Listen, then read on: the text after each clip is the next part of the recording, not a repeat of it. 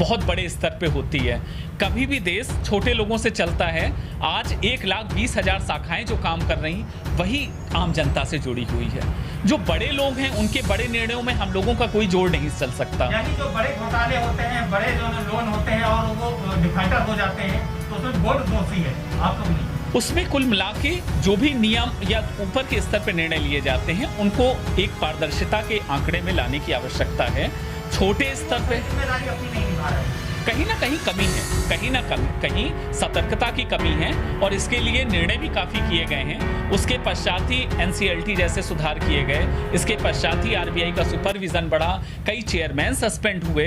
तो हर घटना या हर फ्रॉड कहीं ना कहीं तो एक सुधार ला रहा है। लेकिन मेरा फिर से मानना है कि जैसे आकाशवाणी है वैसे ही बैंक भी हम लोगों की वित्तीय आकाशवाणी है, जो अब पोस्टल बैंक आने से लगभग 2.5 लाख शाखाएं हैं और ये चप्पे चप्पे पे फैले हैं। अगर ऐसा ना होता तो हम रुपए देने के लिए किस मशीनरी पे आज भरोसा कर सकते हैं? किसी पे नहीं।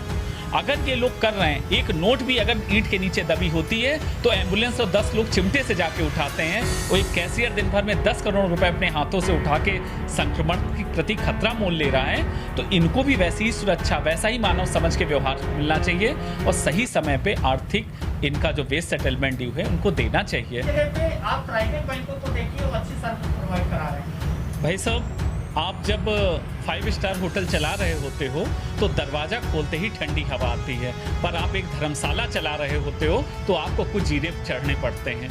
तो सीधी सी बात है, आप सरकारी बैंक वो है जहां आदमी जितने अधिकार से लड़के जाता है वो हम लोगों का अपनापन है।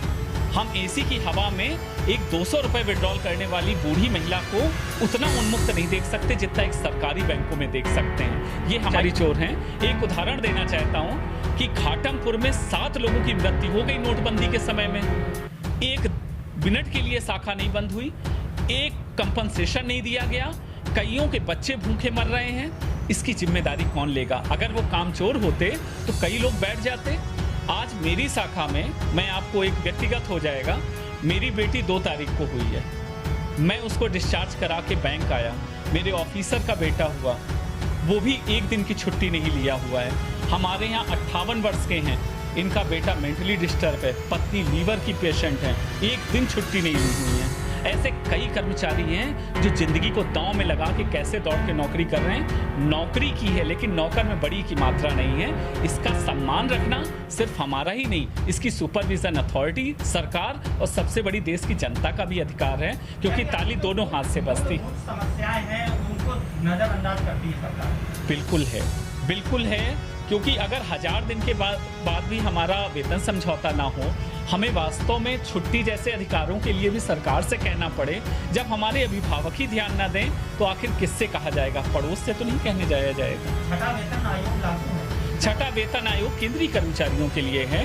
आपको जानकारी देना चाहूंगा कि 1971 में जो OP भट्ट साहब जो चेयरमैन थे स्टेट बैंक के, वो IAS की नौकरी छोड़ के बैंक ज्वाइन किए थे।